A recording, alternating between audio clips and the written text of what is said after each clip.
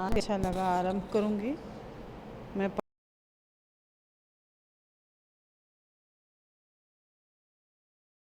पाठ पहले लेखक के बारे में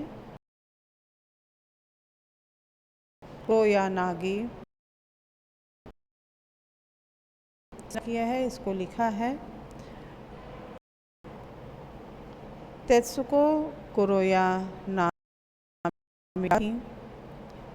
जैसा कि आपको नाम से ही लगता है कि ये भारतीय नहीं थी, ये जापानी थी। इनका जन्म 9 अगस्त 1933 को टोक्यो में हुआ था। एक सम्मानित वायलिन वादक थे। इन्होंने टोक्यो कॉलेज में ग्रेजुएशन किया। इनकी पुस्तक तोत्तो-चान विश्व प्रसिद्ध कृति है, जिसका दुनिया की अनेक भाषाओं में अनुवाद किया गया है। यहाँ दिया गया पाठ इस पुस्तक का एक ही अंश है, उसका एक ही भाग आपके इस हिंदी में प्रस्तुत किया गया है। चलिए शुरू करते हैं। स्कूल मुझे अच्छा लगा। प्रस्तुत पाठ में लेखिका ने वर्तमान स्कूलों की शिक्षा पद्धति पर करारी चोट पहुंचाते हुए उसे बच्चों के लिए व्यावहारिक बनाने की बात कही है। पाठ को शार्ट में हम पढ़ेंगे, आप भी घर में अच्छे से पढ़ लीजिएगा। जब तोत्तो-चान ने स्कूल की गेट देखी तो बहुत ही खुश हुई। उसने इसके पहले जहाँ पर गई थी वहाँ पर तो गेट सीमेंट के होते थे, 2 बड़े खंभे बने होते थे। गेट पर बड़े अक्षरों में लिखा रहता था स्कूल का नाम।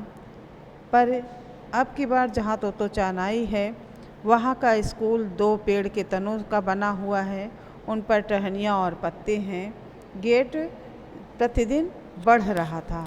तोत्तो-चान को बहुत खुशी हुई यह देखकर कि यह तो बढ़ता ही जा रहा है, और उसके मन में आया कि अगर ऐसे ही बढ़ता रहा तो एक दिन टेलीफोन के खंभे से भी ऊंचा हो जाएगा। गेट के 2 खंभे पेड़ के ही बने थे, उनकी जड़ें मजबूत थीं। तोत्तो-चान ने अपनी गर्दन को टेढ़ी करके स्कूल का नाम पढ़ना चाहा। टहनी पर टंगी नाम की तख्ती भी हवा से टेढ़ी हो गई थी। तोत्तो-चान ने माँ से पूछा कि तोमोए का मतलब क्या होता है। तभी अचानक उसे एक चीज़ दिखी और उसे लगा कि जैसे वह सपना देख रही है। उसने देखा कि झाड़ियों के बीच में उसे एक स्कूल का मैदान और रेलगाड़ी के 6 डिब्बे तोत्तो-चान को दिखाई दिए। स्कूल जैसे सपना सा लग रहा था। रेलगाड़ी में ही स्कूल चलता था। डिब्बों की खिड़कियां सूरज की प्रकाशकालीन धूप में चमक रही थीं। झाड़ियों के बीच से झांकती गुलाबी गालों वाली एक नन्ही लड़की की आंखें और भी अधिक चमक रही थीं। क्षण भर तोत्तो-चान खुशी से चिल्लाई कि रेलगाड़ी के डिब्बों की ओर भागी, चिल्लाते हुए कि माँ आओ जल्दी करो, बिना हिले डुले खड़ी इस गाड़ी में हम झट से चढ़ जाते हैं। माँ ने उसे रोकते हुए कहा, अभी तुम अंदर मत जाना, ये कक्षाएं हैं। तुम तो अभी स्कूल में दाखिल भी नहीं हुई हो। अभी दाखिला मतलब हुआ बेटा एडमिशन लेना पड़ता है ना स्कूल में। तो माँ ने समझाया कि अभी तो तुम्हारा दाखिला भी नहीं हुआ है, अभी हेडमास्टर जी आएंगे, उनसे बातें करेंगे। अगर तुम इस ट्रेन पर चढ़ना चाहती हो तो लेना पड़ेगा।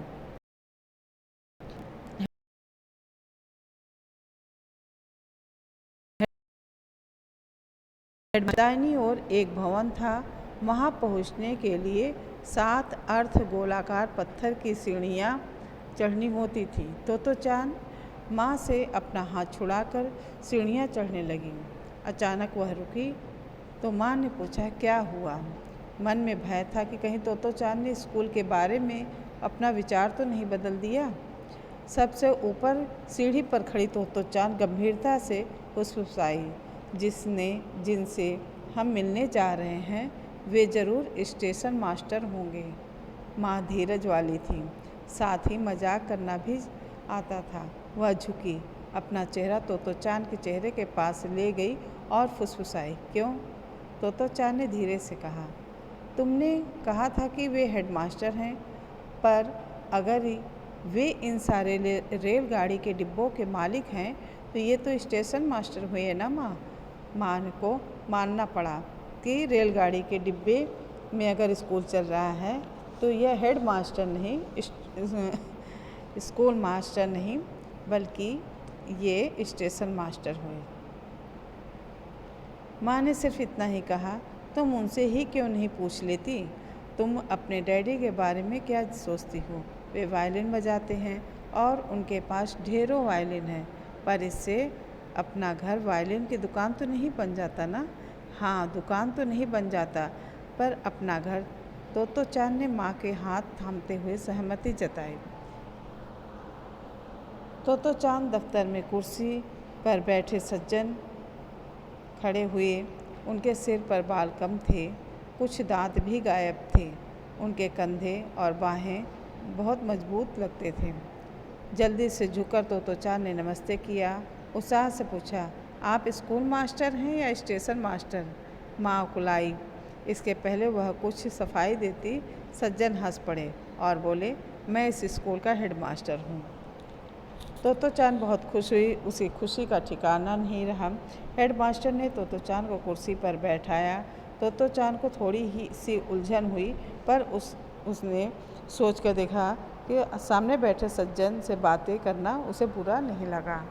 हेडमास्टर ने भी तोतोचान से खूब सारी बातें की और कहा, अब तुम मुझे अपने बारे में बताओ, जो मुझे अच्छा लगे वह बताओ। तोतोचान ने सोचा कि वे प्रश्न करेंगे और उनके प्रश्नों का उत्तर देना पड़ेगा। वह किसी और चीज़ के बारे में बोल सकती थी, लेकिन उसको तुरंत एक बात सोची। उसने काफ़ी गड़बड़ सारी बातें की। पूरी ताकत से लगाकर उसने हेडमास्टर को बताया कि जिस ट्रेन पर चढ़कर वो आए थे वह कितनी तेज़ी से चलती है। तमाम बातें करते हुए तोतोचान ने अपने फ़्रॉक के बारे में बताया कि यह फ़्रॉक मेरी माँ ने खुद सिला है। वैसे तो बहुत सारे फ़्रॉक थे, पर वो फट गए थे, लेकिन इसको मेरी माँ ने तुरंत बनाया है। फ़्रॉक पर लाल और सलेटी रंग के चेक बने थे। कपड़ा जर्सी का था। फ़्रॉक इतनी बुरी भी नहीं है, पर माँ को लगता है कि कॉलर पर कढ़े लाल फूल फूहड़ हैं। माँ को कॉलर पसंद नहीं। तोतोचान ने कॉलर उठाकर हेडमास्टर को दिखाया, लेकिन इसके बाद खूब सोचने पर भी तोतोचान को कुछ और न सूझा, तो उसने इस बात से बहुत दुख हुआ। लेकिन हेडमास्टर जी उठ खड़े हुए। उन्होंने अपना प्यार भरा हाथ तोतोचान के सिर पर रखा। अब तुम इस स्कूल की छात्रा हो। तोतोचान का एडमिशन हो गया, दाखिला हो गया। वह आने लगी, बहुत खुश थी। हेडमास्टर जी ने एक बार फिर जम्हाई भी नहीं लिखी। उन्हें तोतोचान से बातें करना और उसकी बातों को सुनना बहुत अच्छा लगा। दोपहर के भोजन के समय स्कूल में सभी बच्चे दोपहर का खाना लाते थे और सभी ट्रेन पर नहीं खाते थे। उन्होंने समझाया, बल्कि सभागार में खाते थे। सभागार मतलब जहाँ एक ऐसा रूम जहाँ सभी लोग एक साथ बैठकर बच्चों भोजन करते हैं। वे सभागार के कोने में खड़े बच्चों को देखते रहते हैं। तोतोचान ने हेडमास्टर जी के जैकेट का किनारा खींचा और पूछा, बाकी बच्चे कहाँ हैं? बस इतने ही हैं जितने यहाँ मौजूद हैं? बस इतने ही हैं। तोतोचान को विश्वास नहीं हुआ। आपका मतलब है कि पूरे स्कूल में करीब 50 ही बच्चे हैं? हाँ, बस यहाँ पहले स्कूल से हर चीज़ अलग है। तोतोचान सोचने लगी।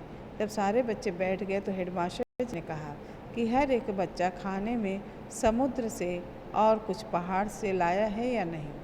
हाँ जी, अपने अपने डिब्बे खोलते हुए बताया। ज़रा देखिए क्या लाए हो। हेडमास्टर ने मेज़ों के घेरे में घूमते हुए देखा और सभी बच्चों के डिब्बे को झांक कर देखा। बच्चे खुशी से किलकारियाँ मार रहे थे। तो चान ने सोचा, वाह क्या मज़ा है, कुछ समुद्र से और कुछ पहाड़ से, इसका मतलब क्या है, कितना अच्छा है। अगर यह स्कूल और भी अच्छा होता। हेडमास्टर जी हर मेज़ पर रुककर डिब्बों में झांक रहे थे और दोपहर की हल्की हल्की धूप उनके कंधे को नहला रहे थे। तो चांद स्कूल जाने को तैयार हुई। उसने सभी स्कूलों में हर एक चीज़ देखी थी, उसे बहुत पसंद आया था। तो माँ को तो बहुत कुछ करना था। तो चांद को नाश्ता देना था, उसका लंच बॉक्स तैयार की और कुछ समुद्र से और कुछ पहाड़ से भी डाला। माँ ने रेलगाड़ी के डिब्बे को रेलगाड़ी के पास को एक प्लास्टिक की थैली में डाला, एक डोरी से तो चांद के गले में लटका दिया। लड़की अच्छी बनी है ना? बिल्कुल। तो चांद ने जूते पहने, दरवाजे खोले और एक बार भी पीछे मुड़ी और शिष्टता से झुकी, अच्छा गुड बाय। तो चांद को स्कूल देखकर उसकी माँ की आंखें भर आई थी। कितना कठिन था उसे मनाना उसकी चुलबुली बिटिया को, जो आज इतनी खुशी से स्कूल जा रही है। हाल ही में एक स्कूल से जो निकाली गई थी। माँ का दिल बस यही प्रार्थना बार बार कर रहा था कि सब कुछ अच्छा हो, सब शुभ हो और तो चांद प्रतिदिन ऐसे ही खुशी खुशी स्कूल जाती रहे। बच्चों, ये था पाठ का सारांश जो हमने अपने शब्दों में बनाया और आपको पढ़ाया है। आप इसका डिटेल में पढ़ लीजिएगा। चलिए अब शब्दार्थ आपको बताते हैं। कायदा मीन्स नियम, ढंग, विधान। फुसफुसाना मीन्स धीमी आवाज़ में बोलना। वायलिन मीन्स एक तरह का वाद्य यंत्र। गडमड मीन्स अनाप शनाप मिला जुला बोलना। अबाबिल एक छोटी चिड़िया जो प्रायः खंडहरों में घोंसला बनाती है। करिश्मा मीन्स करामात, चमत्कार। जम्हाई मीन्स उबासी यानी ऊब या आलस आदि से होने वाली शरीर की एक सहज क्रिया।